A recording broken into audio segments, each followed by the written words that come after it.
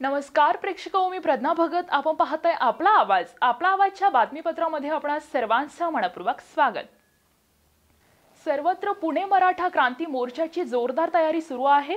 त्याचाच भाग म्हणून आज जुन्नर येथे पूर्वनियोजनासाठी दुचाकी रॅलीचे आयोजन शंकरराव बुट्टे पाटील मैदानावर करण्यात आले होते.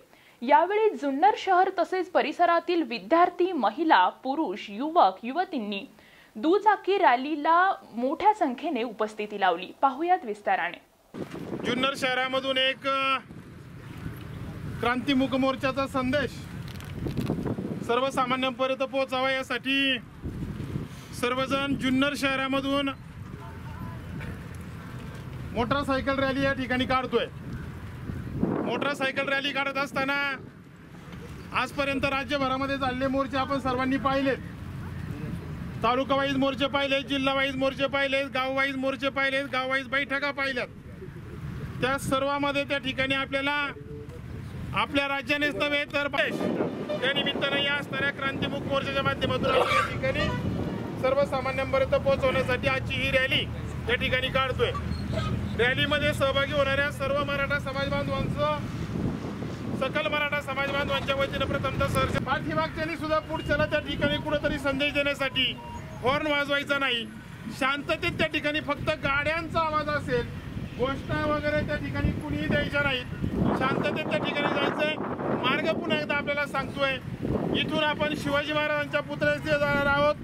तिथे गेल्यानंतर तिथे श्रीफल वाढवून हार त्या ठिकाणी असणाऱ्या महाराजांच्या पुतळ्याला आपण अर्पण करणार आहोत. तिथून हॉटेल दिलीप पर्यंत त्या ठिकाणी आपण जाणार आहोत. दिलीपच्या बाजूला त्या ठिकाणी असणारा डावा जो टर्न आहे तिथून पीडब्ल्यूच्या ऑफिसला येणार आहोत. तिथून आल्यानंतर त्या ठिकाणी पीडब्ल्यूच्या बाजून पंचायत समितीच्या समोरून बोचरे आणि बोचरे सरांच्या घराच्या पुढे आपण येणार आहोत. आपली असणारी एक नंबरच्या शाळेपासून उजव्या बाजूने त्या ठिकाणी टर्न मारणार आहोत. गणेश खाप्याच्या पुढून त्या ठिकाणी डाव्या बाजूने जो असणारा शंकरपुरातून तांदूळ बाजारातून त्या ठिकाणी आपण पुढे येणार आहोत. आणि तिथून आल्यानंतर सांगता समारंभासाठी आपण मार्केटमध्ये त्या ठिकाणी थांबणार आहोत. मार्केटची गेट बंद आहेत, परंतु तिथे आपण त्या ठिकाणी गेट खोलून त्या ठिकाणी जर नाही समजा त्या ठिकाणी गेट खोलता आले तर त्या ठिकाणच्या असणाऱ्या खालच्या चौकामध्ये त्या ठिकाणी असणारा जो मोरे हॉटेल वगैरे त्या ठिकाणी आहेत त्या चौकामध्ये त्या ठिकाणी आपण सांगता सभा घेणार आहोत. सांगता सभेच्या वेळेला आपल्या गाड्या सगळ्यांनी तिथं चौकात आणायच्या नाहीत. त्याच लाईनमध्ये त्या ठिकाणी गाड्या उभ्या करायच्या. उभ्या करून आपण एकत्रितपणे पुढे त्या ठिकाणी यायचंय. कुणी माझी गाडी पुढे घेऊन जाईल म्हणून त्या ठिकाणी प्रयत्न केले, परंतु आज काही मंडळी कुणा असं समजतंय का काही मंडळी आताच मुक्कामी जाणार आहेत. काही मंडळी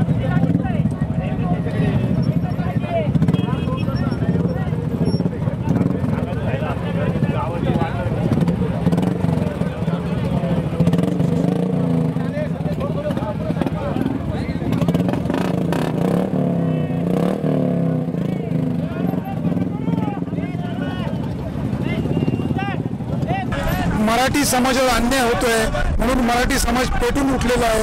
गेल्या 8-10 दिवसापासून राज्यामध्ये मराठी बांधव एकत्र येत आहेत. आपल्या मागण्या शांतप्रमाणे मांडतायत. मुख्य मोर्चाद्वारे ते आपल्या शक्तीबळ प्रदर्शन करत आहेत. उद्याही पुणे जिल्ह्यामध्ये मोठ्या प्रमाणामध्ये मराठ्यांचा मुख्य मोर्चा जाणार आहे. या मुख्य मोर्चाची तयारी आज जुन्नर शहरामधूनही सुरू आहे. जुन्नर शहरामध्ये आपण पाहू शकतो हे असंख्य मराठी बांधव या ठिकाणी एकत्र झाले. आज ते रॅली काढतायत. अतिशय शांततामय मार्गाने ही रॅली जाणार असून त्यांना हेच आवाहन करायचं आहे राज्यकर्त्यांना की होय, आम्हा मराठ्यांना आरक्षण मिळालं पाहिजे. आमच्यावर जो अन्याय होतोय तो अन्याय आमचा दूर झाला पाहिजे.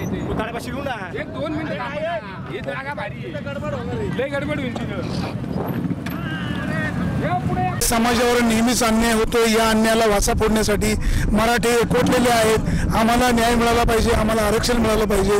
त्याचबरोबर इतर कोणावरही अन्याय न होता आमची जी माफक अपेक्षा आहे ती पूर्ण व्हावी अशी मराठ्यांची अपेक्षा आहे.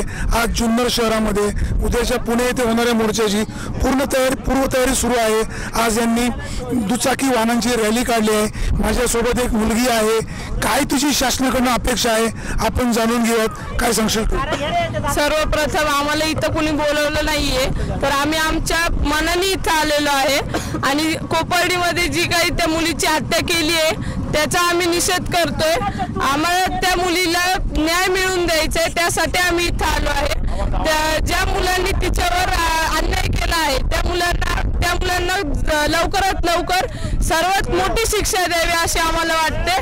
त्यांच्यावर आपण छत्रपती शिवाजी महाराजांनी केले तसा कायदा करावा, त्यांना भर चौकात आणून त्यांचे हातपाय कलम करावे, त्या मुलीला न्याय मिळवून द्यावा। सर आपण काय सांगा? सर असं आहे की आता हे तुम्ही पाहिलं या प्रतिक्रिया, म्हणजे कोपर्डी असेल, आरक्षणाचा मुद्दा असेल किंवा अजून कोणी असेल, आणि हा एकदम शांततेत चाललेला मोर्चा आहे सर। आणि या शांततेला कुणीही जर असं जर याचं कोणी जर वाईट यांनी पाहत असेल तर आता ही आमची मुलगी समजा, आता हे आमच्या मुलीने ज्या प्रतिक्रिया व्यक्त केल्यात त्याच्यानंतर तुम्ही पहा आता किती भयानक परिस्थिती आहे। आता रेकॉर्ड एक मोर्चे होत चाललेले आहेत, जे काल 30 लाखात झाला, उद्या कदाचित असा मोर्चा होईल का जो ग्रीनिज बुकच्या बाहेर जाईल। मराठी समाजावर अन्याय होतोय, इतर समाजांना ज्या काही सोयी सुविधा आहेत याबद्दल आपण काय सांगाल? त्यांच्या सोयी सुविधा कमी करून तुम्हाला जास्त काही मिळावं अशी काही मराठ्यांची अपेक्षा आहे? आमचं म्हणणं बिलकुल नाहीये। आमचं म्हणणं कोणाला कोणच्या काढून आम्हाला द्या आमचं नाही, आम्ही सर्व समाजाबरोबर आहेत। सर्व समाज आम्ही कोणाचे दुश्मन नाही आहेत, आम्हाला सर्व समाजाचा पाठिंबा आहे आणि आम्ही सर्व समाजाला बरोबर घेऊन चालणार आहोत। म्हणजे आता जर तसं पाहिलं तर मराठा समाज हा महाराष्ट्रामध्ये थोरला भाऊ आहे आणि थोरला भावाच्या नात्याने आम्ही सगळ्यांना बरोबर घेऊन चालणार आहे। आम्हाला कोणाचे काढून आम्हाला नको आहे, फक्त आमचं जे आहे ते आम्हाला द्यावं असं आम्ही शासनाला विनंती करणार आहोत उद्याच्या मोर्चाच्या माध्यमातून। मराठ्यांवर नेहमीच अन्याय होतो अशी तक्रार केली जाते, काय सांगाल आपण? हे खरं आहे की जेव्हापासून आरक्षण किंवा अॅट्रॉसिटी कायदे जेव्हापासून लागू झाले तेव्हापासून असं झालं की प्रत्येक वेळेस मराठ्यांना कुठेतरी दुय्यम स्थान दिलं गेलं। आजपर्यंत मराठा समाजाने प्रत्येक वेळेस मोठ्या भावाची भूमिका घेतली होती, परंतु हे होत असताना आज अशी वेळ आली आहे की मराठा समाज जगणं मुश्किल झालंय। आमची भूमिका जी आहे आजची ही कुठल्याही जाती धर्माच्या विरोधात नाही, ही फक्त आम्ही आमच्या हक्कासाठी आहे आणि आमच्या हक्कासाठी आम्ही मोर्चे काढत आहोत। उद्या पुण्यामध्ये जो मोर्चा होणार आहे 25 तारखेला, त्याच्या पार्श्वभूमीवर आम्ही जुन्नर शहरातून मूक रॅली काढत आहोत आणि या आमच्या मागण्यासाठी आम्ही उद्या पुणे या ठिकाणी बहुसंख्येने यातून या ठिकाणाहून जाणार आहोत। या मोर्चाला कुठल्याही राजकीय पक्षाचा पाठिंबा नाही, हा मोर्चा कुठल्याही राजकीय पक्षाचा नाही, तर काय आपण सांगाल? त्या मोर्चामध्ये साधारणतः राज्यभरामध्ये जे मोर्चे पाहिले त्या मोर्चाची पार्श्वभूमी घेऊनच आम्ही हा मोर्चा या ठिकाणी काढलेला आहे। बरं, याच्यामध्ये कोणाची प्रेरणा नाही, कोणी सांगितलेलं नाही, स्वयंस्फूर्तीनं मराठा आता खऱ्या अर्थानं तन मन धनाने या निमित्ताने या ठिकाणी एकत्रित येऊ पाहतोय।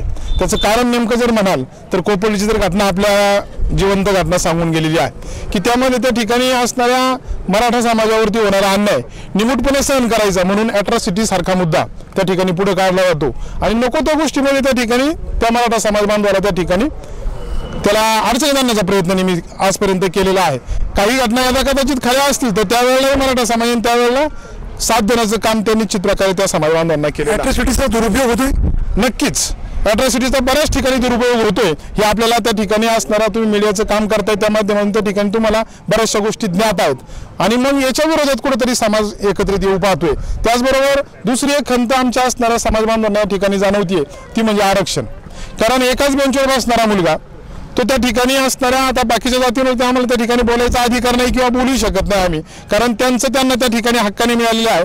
आम्हाला त्यांच्यामधलं काही नको, परंतु आम्हाला जे आता आरक्षण डिक्लेअर केलं होतं ते आरक्षण मिळालं पाहिजे। कुणीतरी एक जण त्या ठिकाणी निघाले आणि त्यांनी याचिका दाखल केली म्हणून आमच्या आरक्षणावरती गदा आली, तर ती आम्हाला त्या ठिकाणी आमचं आरक्षण आम्हाला मिळण्यासाठी आम्ही हा मोर्चा त्या ठिकाणी काढतोय।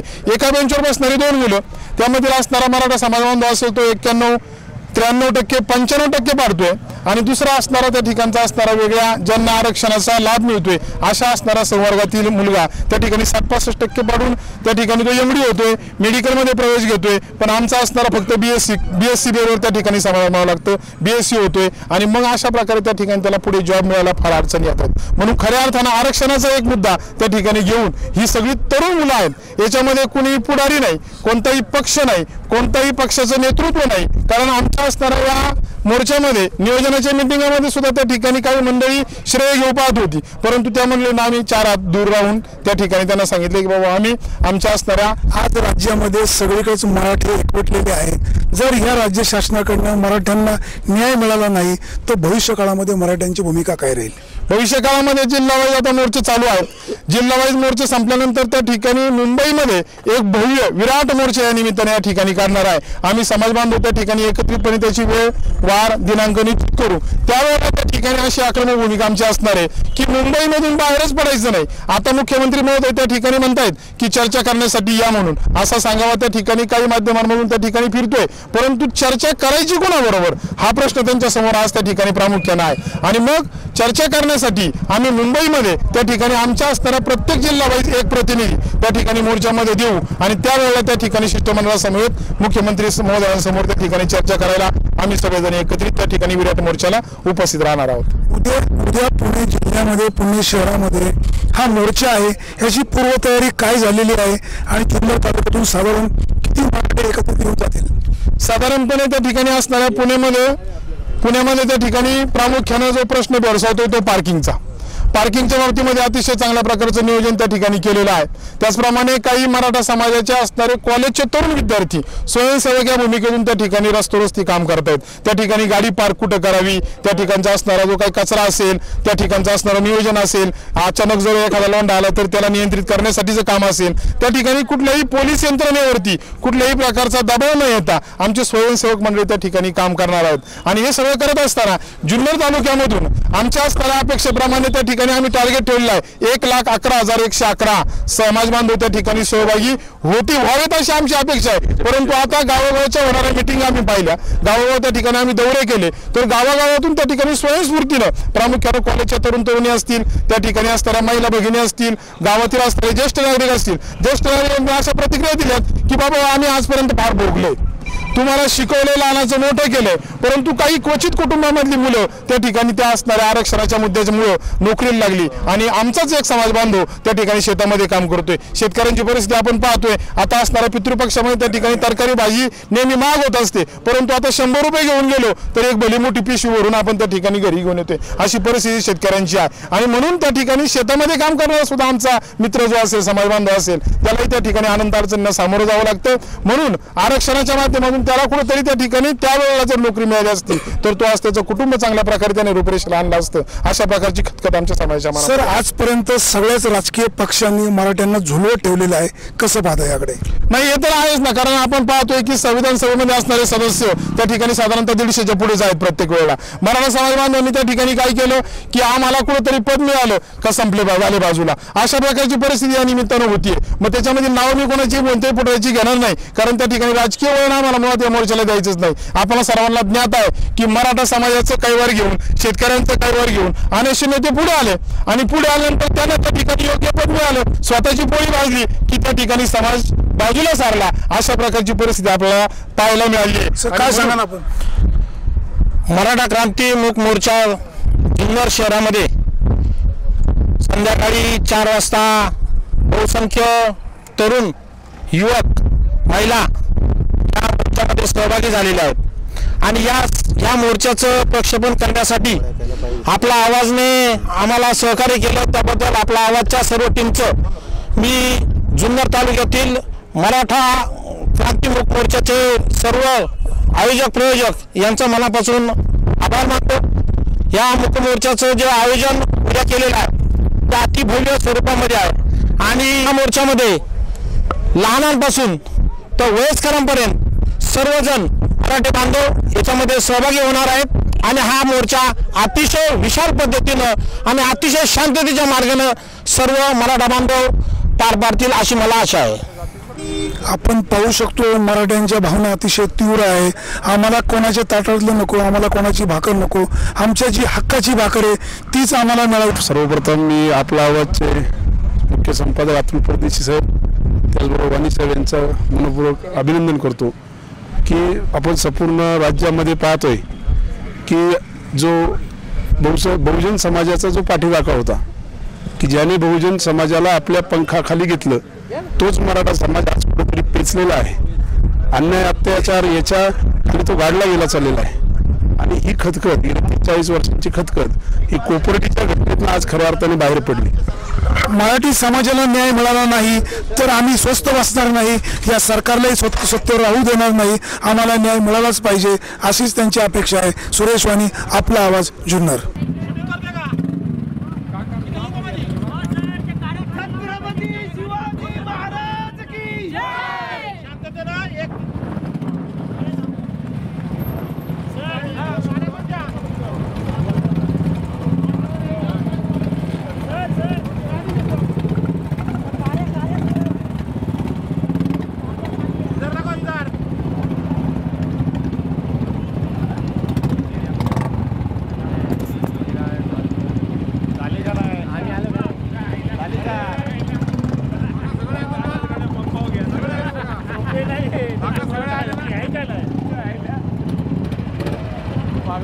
पेट्रोल आहे का सगळ्यांना?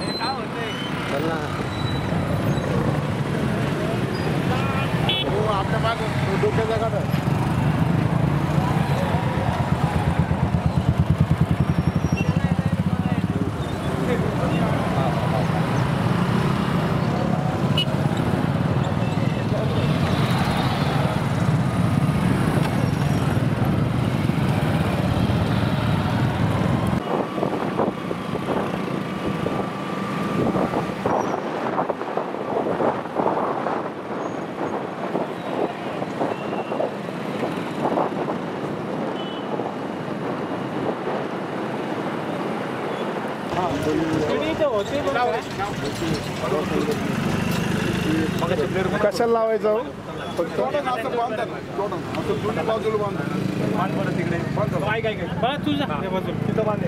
जाईल वर गायत्री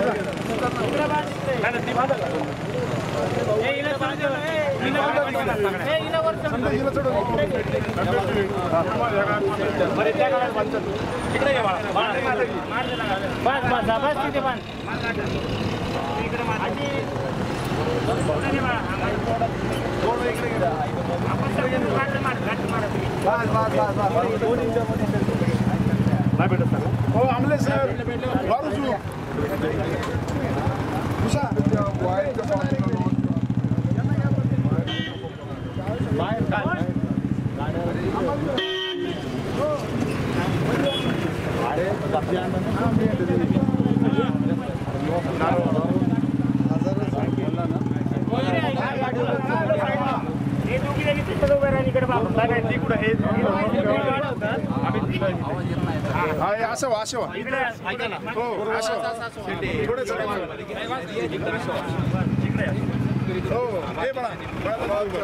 शिवाजी महाराज की जय! छत्रपती शिवाजी महाराज की जय! छत्रपती शिवाजी महाराज की जय!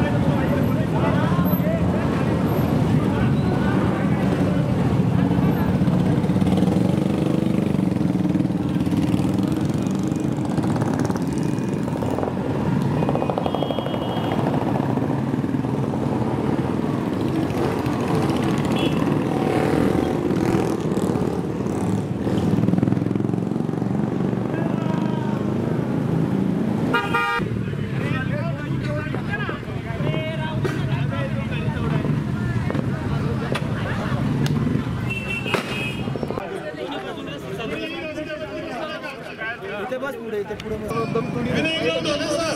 ठिकाणी आपलं मनोगत व्यक्त करण्याचे पुन्हा एकदा या निमित्ताने आपण सर्व समाजाच्या निमित्ताने उपस्थित राहण्याची विनंती आहे. थोडंसं या भागाला नाही गाडी निघून जाईल उपस्थित सर्वांनी खाली बसून घ्या. याच्यामध्ये कोणी नेता नाही, आपण नेते आहात, त्यामुळं सर्वांनी खाली बसून घ्यायचे. उभे असणारी मंडळी इकडे या बाजूला उभे असणारी मंडळी खाली बसून घ्या. प्रक्षेपण करण्यासाठी आपला आवाज असणारे आमचे मित्र आणि आमचे मार्गदर्शक सन्माननीय वाणी साहेब, आपण या निमित्ताने या ठिकाणी उपस्थित आहात. आपलंही मनापासून या निमित्ताने हार्दिक स्वागत करतो आणि पुन्हा एकदा सर्व समाज बांधवांनी अतिशय शिस्तप्रिय रॅली या निमित्ताने काढली. आपल्या सर्वांचं मनापासून या ठिकाणी हार्दिक स्वागत करतो आणि त्यानंतर या ठिकाणी डॉक्टर आंबले या निमित्ताने या ठिकाणी आपलं मनोगत व्यक्त करू इच्छित आहेत. डॉक्टरांना विनंती आहे की स्वराज्याचं स्वप्न उभं राहिलं तर राजवादाची जाऊ उद्याच्या संदर्भात सांगा ना. ज्या महापुरुषाने हे हिंदवी स्वराज्याचं स्वप्न साकार केलं ते छत्रपती शिवाजी महाराज, आणि ज्या महापुरुषाने हे स्वप्न त्याच्या खांद्यावर लिहिलं या पहिले ते छत्रपती संभाजी महाराज या तिन्ही महापुरुषांना वंदन करतो. आलेल्या सर्व समाज बांधव, माननीय समाज बांधवांना पार्श्वभूमी सांगण्याची गरज नाही. कोपड येथील प्रकरण स्वतः शिक्षण घेत असताना आज मराठी समाजाची मुले जी आहे, आमच्या आईबाप शेतकरी, आमच्या आईबाप शेतकरी असताना आम्ही शिकतो. आम्हाला मॅनेजमेंट मधून लाख 1.5 लाख रुपये डोनेशन भरून ऍडमिशन घ्यायला लागतं आणि त्याबरोबर विदिन दॅट आम्हाला डिस्टिंक्शन किंवा फर्स्ट क्लास अतिशय चांगले मार्क असतात. आणि त्याचबरोबर आमच्याच बरोबर एखाद्या सरकारी नोकरदाराचा मुलगा जो सेकंड क्लास वगैरे असतो आणि तो फ्री ऑफ कॉस्ट होती ना, ते आम्ही अनुभवलेली भरपूर आम्ही यातलं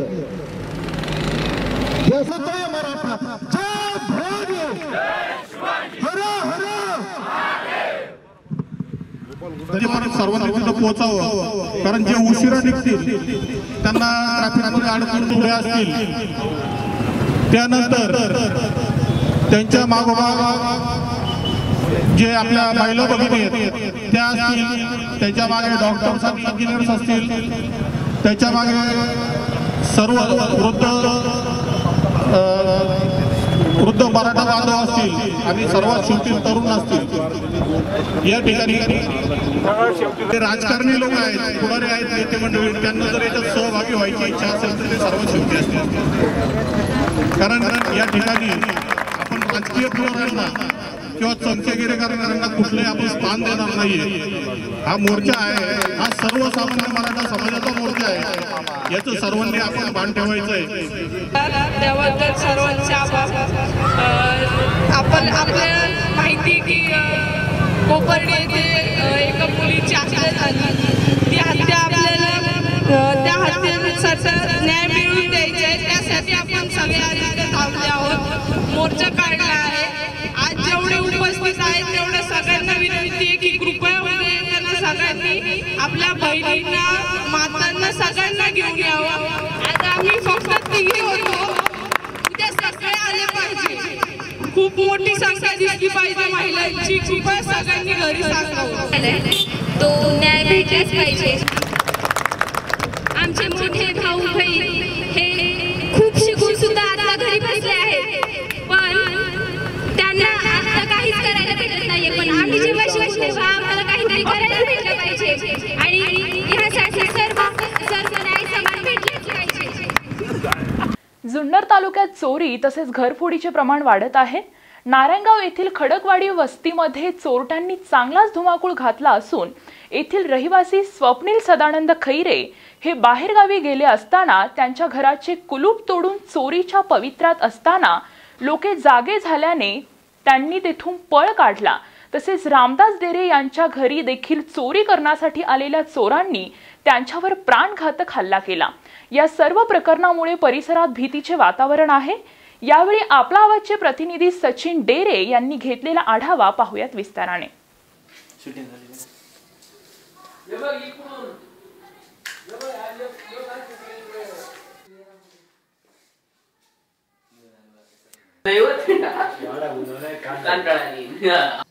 सकाळी 5-5:30 वाजता मी उठलो, आंघोळ केली आणि देवाचं फुलं आणण्यासाठी बाहेर आलो.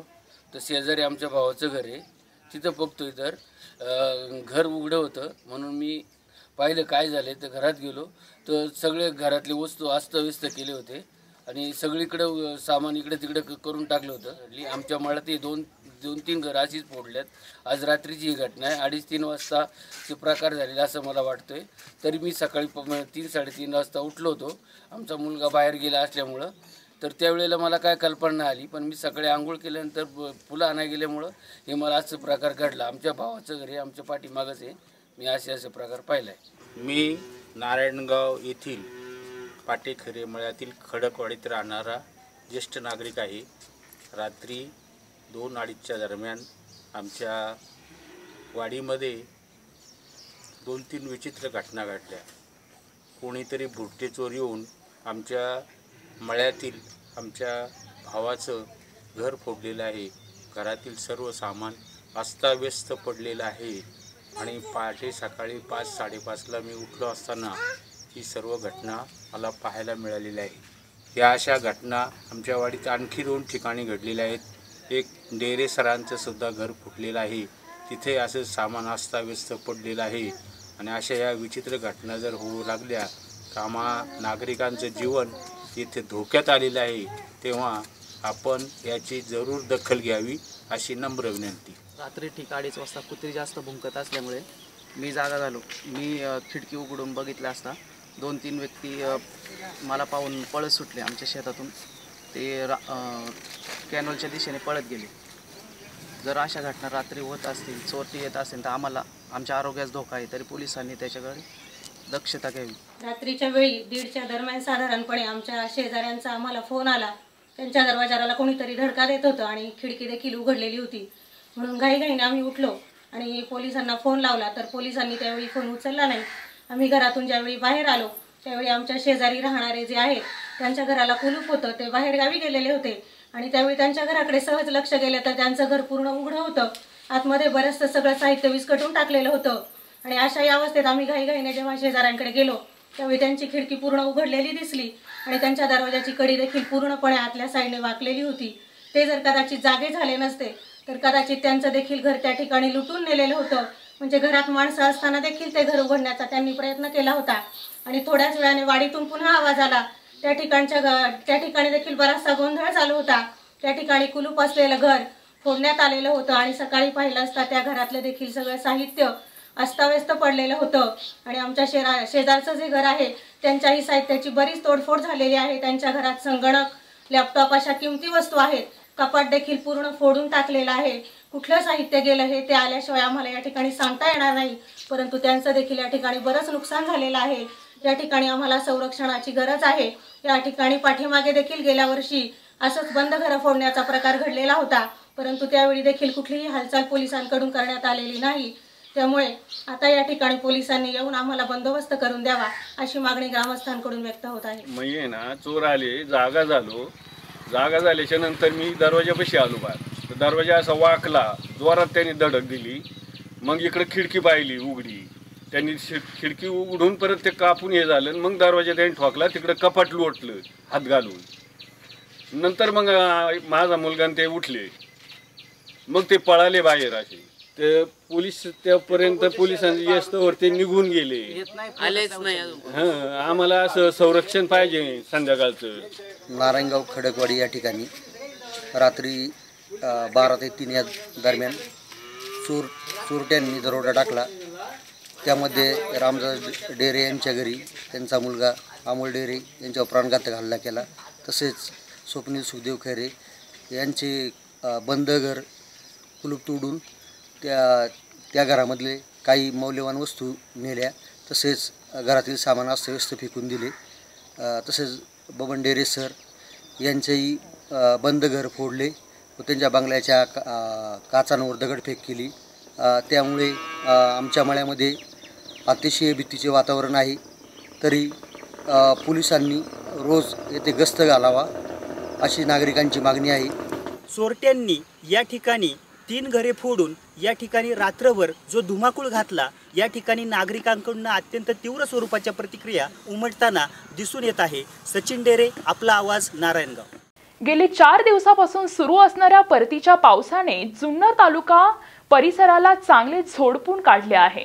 या पावसाने साकोरी येथील कापणीसाठी तयार असणारी बाजरी, मका, ज्वारी, धना तसेच इतर पिकांचे मोठ्या प्रमाणात नुकसान झाले आहे।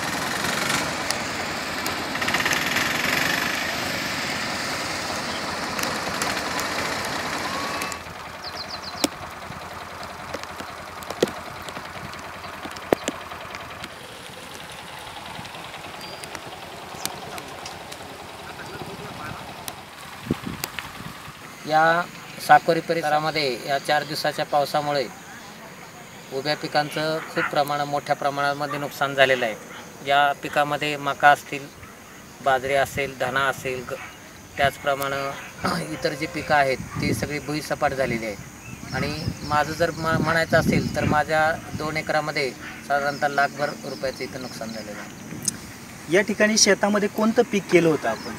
मी शेतामध्ये धना होता, मेथी होती, ती पूर्णपणे चिखलमय झालेलं आहे शेत सगळं, आणि शेतात जाता सुद्धा येत नाही, आणि ते पीक काय आताशी येणार नाही, आणि उभं असलेलं पीक काढता पण नाही येणार आहे। गेल्या 4 दिवसापासून बेल्ले या परिसरामध्ये खूपच असा जोरदार पाऊस आढळून आलेला दिसून येतोय व यावर्षी मी माझ्या शेतामध्ये बाजरी हे पीक घेतलं असून सतत मुसळधार पावसाने बाजरी पीक हे पूर्णपणे चिखलमय झालेले आहे।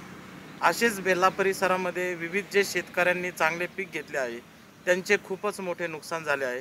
तरी जिल्हा अधिकाऱ्यांनी जे कृषी विभागातले जे वरिष्ठ अधिकारी असतात त्यांना पाठवून त्या ठिकाणी शहानिशा करावी व पाहणी करावी, झालेल्या नुकसानाची भरपाई या ठिकाणी शासनाने द्यावे ही नम्र विनंती करतोय।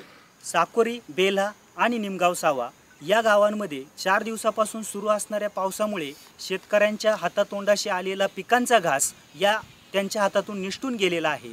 सचिन डेरे, आपला आवाज, साकोरी। या बातमीपत्रामध्ये वेळ झाली इथेच थांबण्याची। आपण कुठेही जाऊ नका, पाहत रहा आपला आवाज। हाक तुमची, साथ आमची। धन्यवाद।